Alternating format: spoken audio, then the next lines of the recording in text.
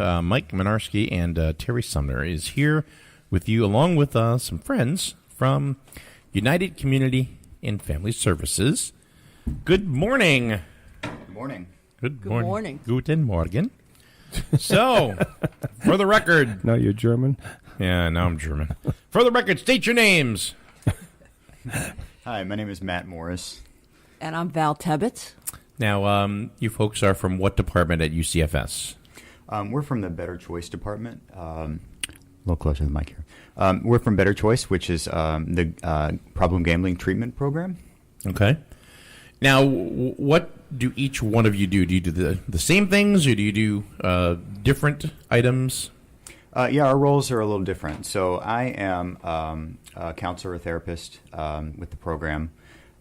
So I'm doing the clinical part of the work with clients, and Val's role is a little bit different, if she wants to talk about that. Go ahead, Val. You can just swing that right to you. There you go. Talking to the blue hi. light. I am a peer counselor with the Better Choice program, and that means that I'm somebody who has life experience with problem gambling. So I do a lot. I also work with people, but I do more outreach, more things like, radio shows and helping folks who are first coming into treatment, right, who are having a hard time. Can we get into your story a little bit? Because I don't know if we did last time. I know what it was. What was it that you had a problem with, or have a problem with, or I don't know if they can still consider you have a problem, or I don't know. Well, and I don't want to offend you. I don't know. Yeah, and I mean, I guess it's really entirely up to me whether or not I have a problem anymore. So, given that I work as a peer counselor in a gambling treatment program, I would, uniformly say no. Okay. So I went through it. There's definitely some particular demographics of people who have problems at different points in their life. And as a woman in her 40s, I developed a gambling problem, mm-hmm, and that's not uncommon for women. Usually, we're going through changes in our lives that kids are leaving home. Maybe we're widowed, divorced. In my particular case, I lost my brother and my mother in close succession, mm-hmm, and I had moved to Boston, and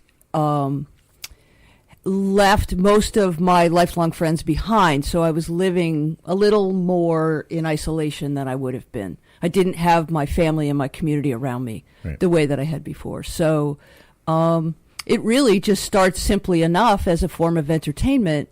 And it's a place where women can go by themselves and be really comfortable and really safe.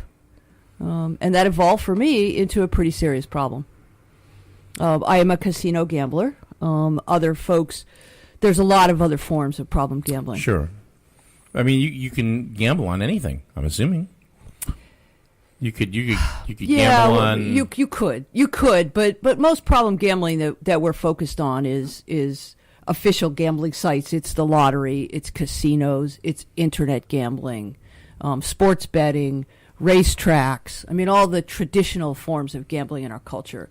I think it's evolving a lot, and I think, most of us who are of a different generation sort of look and go, wow, stuff that's going on the internet now is very interesting. It's going to be interesting to see how that evolves. There's definitely a lot of political controversy these days about what's up with daily fantasy sports, which they're claiming, through the internet law isn't gambling, mm-hmm, but some of, I have an opinion about it. Other people probably do too when you look at it. You mean fantasy sports when they're going and they're building a team and they're buying players for money? Daily fantasy sports is about betting money every day on your choices. Same thing. It seems like it, but Yeah, the thing about fantasy sports is that with the daily betting, it's like she said, it's going on every day, and somebody can put that bet down every day. Whereas that's seasonal, you're kind of following through the whole season, and you're not getting that kind of level of instant gratification that you get every day from that. So it's definitely a more it can be a more problematic form of gambling for people. That is the fantasy sports. Yes, the daily fantasy sports, yeah. Here's a strange question about things that I found out people are betting on, and I just thought it was very strange to me, but wrestling. Pro wrestling. Oh, yeah, that can't be fixed. Well, no, you see what I mean? I mean, the stuff is, obviously choreographed and predetermined. They come out and say this, yet there are lines every day in Vegas, and people bet on the outcome of professional wrestling matches.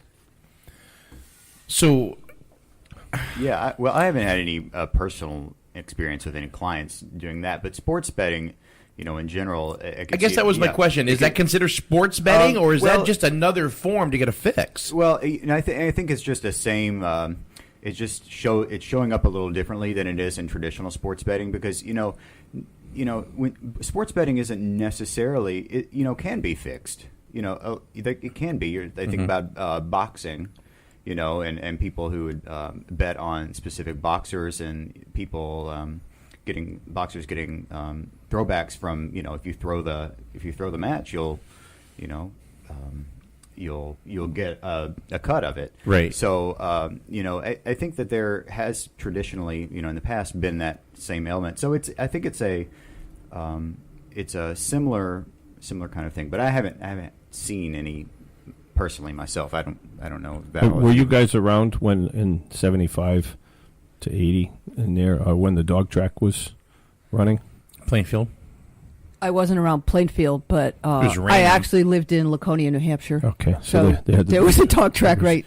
Yeah, because I worked there as a trooper. I worked there a lot doing the traffic and the security inside, and I'd worked in there frequently, and the same people all the time for years and years in there. And there was a lot of investigations going on in the dog track racing industry about fixing the dogs. And they had a lot of ways of fixing so a dog would lose. They give them the wrong food before races and do things to their feet and give them some kind of medicine or give them diarrhea or something, to make the dogs lose. So, that's not fair betting either, Is anything really fair? Right. I was just going to say, I think that from the time of the dog tracks, and old-time horse racing, that was, our society's become so much more sophisticated in that, gambling doesn't need to be fixed today. The odds are already set. Yeah. And one of the things that I think happens to all of us, but particularly people with a problem gambling, is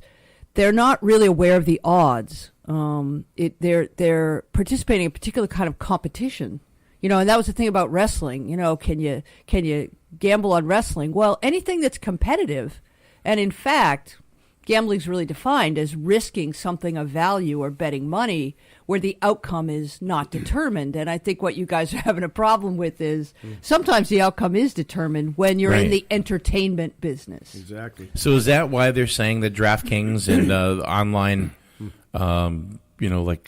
fantasy sports, is that why they're saying that it's not gambling because it's entertainment? Well, no, they're actually saying it's because it's out of really kind of the history of online poker.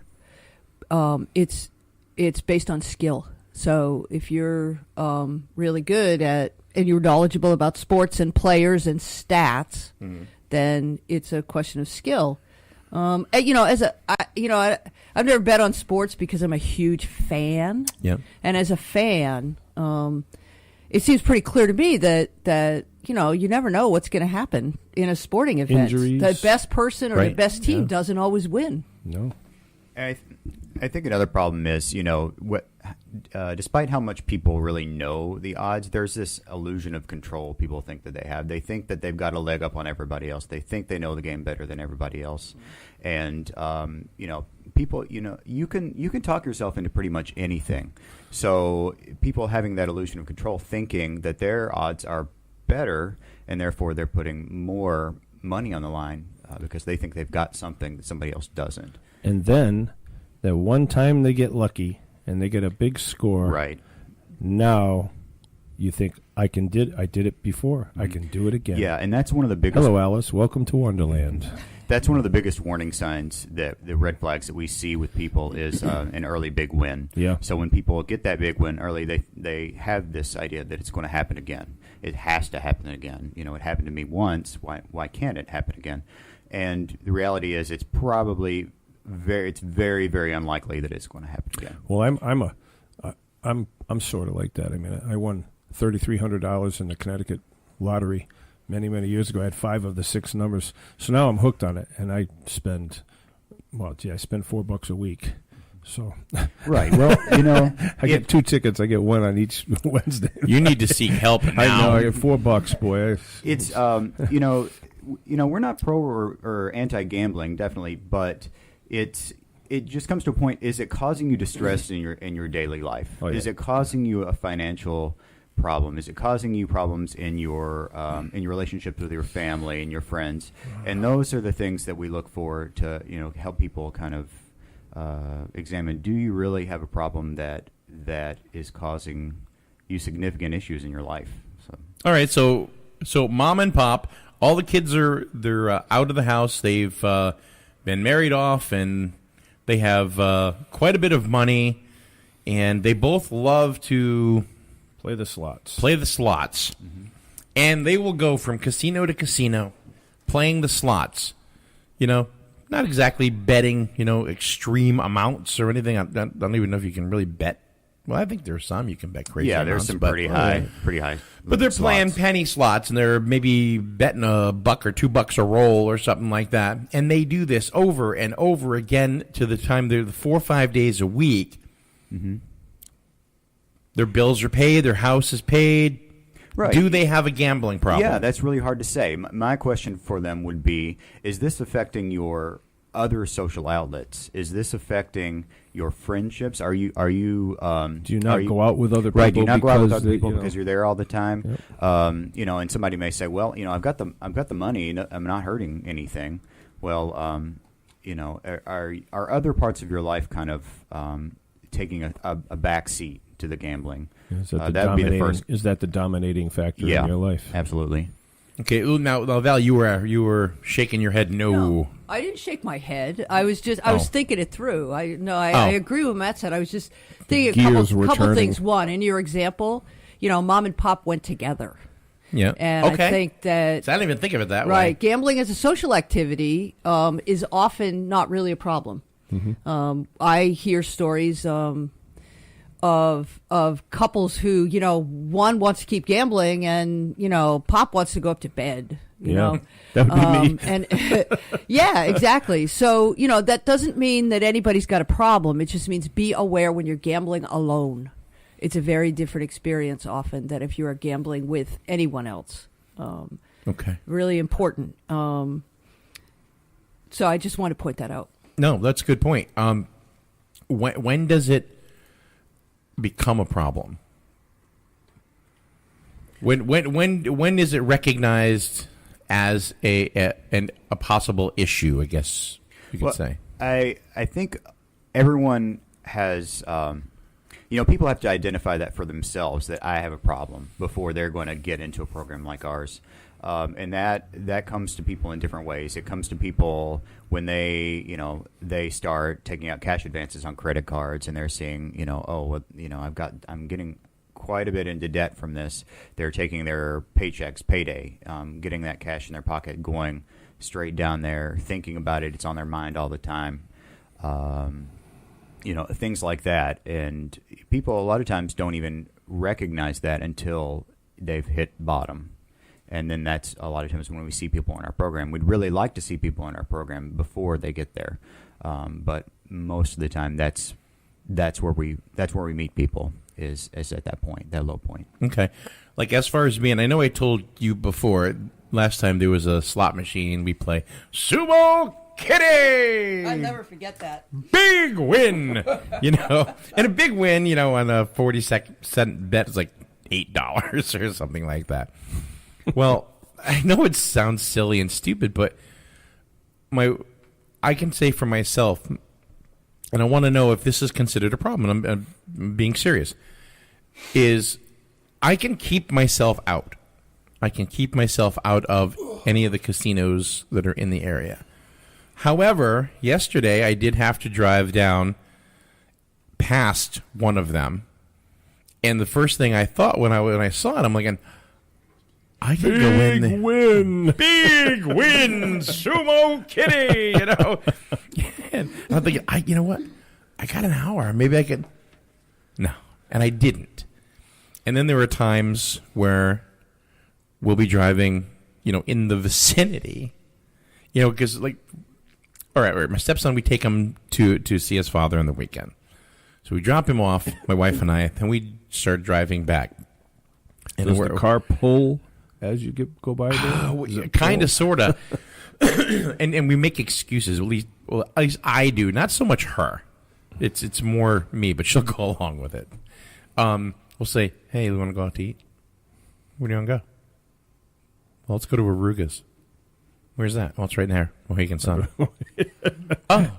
Inch by inch. Yeah, so it's like, now in the back of my mind, I'm thinking, Sumo Kitty, big win, you know, so when we get to Aruga's, you know, we'll do whatever, we'll have our food and everything, you know, have a couple of beers, loosen up. Next thing you know, you want to go to the play $20. You know, that those words that it said on there, those are meant to draw you in. That big win. Yeah. That's all part of the grab your excitement. It's the excitement, right?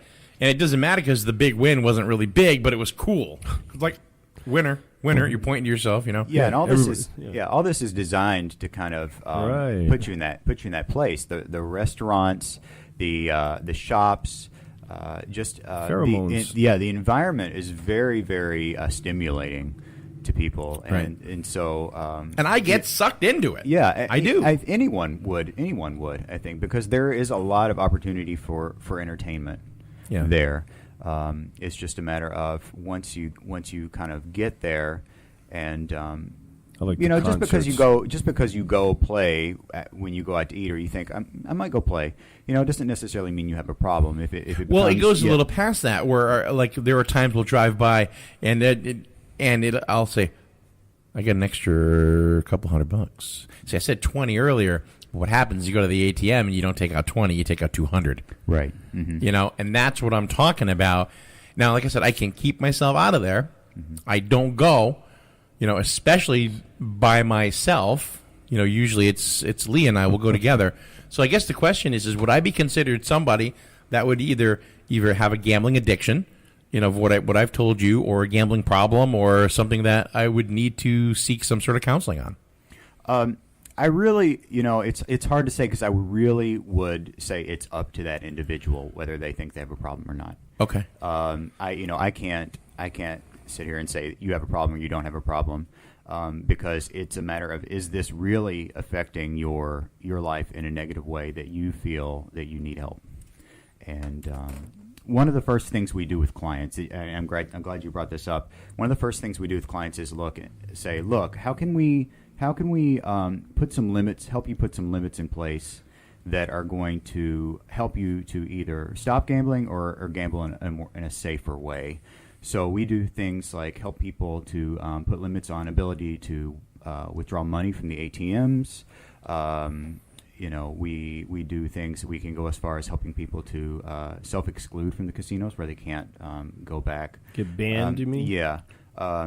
So we help people to, put those things into place so that, while they're in the recovery process, there's some things there to kind of give them a little bit more of a leg up on the problem.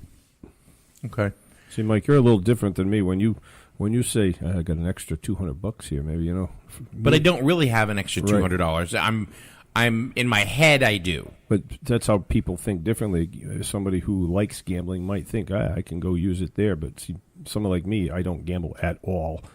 $200 extra means to me, new piece of chrome for my bike. Yeah, see, no. Well, no, but I'm not saying that, I whatever, if I have an extra $1, it's going to the casino or anything like that. But I make up this thing in my head, and if I lose that $200, I will drive home and I will beat the crap out of myself. And then I'm like, oh, man, I guess I really did have to pay that bill. And I'm now I don't have it because Sumo Kitty sucks. Yeah, so big loss. I was gonna Big loser. Right. I was going to say, in simple terms, as a person who's been there, feeling either shame or anger at yourself is not entertainment. No. And No, that's for sure. Thank you. And for and for folks who experience that, it's probably to me, it doesn't mean you have an addiction. It doesn't mean you even necessarily have disordered gambling. It means you got an issue you might want to take a look at, and not by yourself. Because I think, that's the whole point of shame, right? Yeah. Like, because I think there was something else I wanted to say in it, but I can't remember. It'll come back to me. Well, I'll tell you what. Let's take a quick... I get it. Can I say one more quick thing? Yeah. So not only, I work in a clinical program, but I'm the member of a 12-step program as well. That was one of the ways I got Gamblers Anonymous? for gambling. Okay.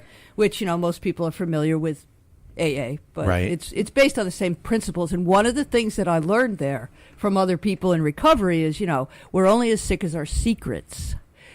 Okay, so it's what you just did is like if you're keeping anything secret in your life, you might want to take a look at it. That's all I would say. That's a really good point. Any secrets, Terry? Me? Yeah. Everybody's got secrets. Everybody's got a skeleton in their closet. Nah, not really. You've heard them all here. Except for Terry, apparently. I don't have any secrets now. It's I don't know. too late in life for that now. I think I have secrets, but like for example, my wife knows everything. There's nothing that she doesn't know. Especially lately. And that's really, it's really relevant, Mike, because it's like I really meant secrets from everybody when they're things we're ashamed of. So, we're all entitled to privacy. There's no question. Right. But if it's like I went and I lost $200 and I really don't want to tell my wife because I really feel badly about it, like I feel badly about me in it, that might be a problem. Like, Gotcha. To be able to go, yeah, honey, I'm really upset. I'm angry. I did this. I can't believe it. That's healthier than saying, I don't want to tell anyone. Gotcha. And totally different than saying, I lost $200. Whatever. No big deal. Then that's recreation. Well, if you make $200 an hour, that's not a big loss. But if you make $10 an hour at Wally World, then that $200 is a lot.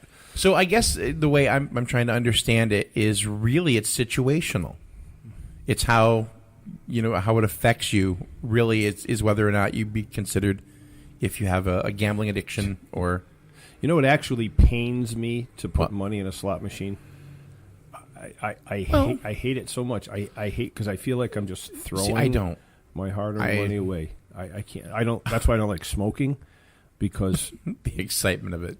I don't get excited by that. I get excited by the sound of a loud engine, and that's okay. Something like that. I don't get excited at even. I've been with my wife. My wife likes to play the slots, and she hasn't in a long time because she's ill. But when she'd go, there were times where she'd get $400 or $500, and it was pretty cool to see her all happy and stuff. But I just really can't stand taking any of my money and putting it into any kind of gambling because I like ROIs. I like return on investment, and I just can't see.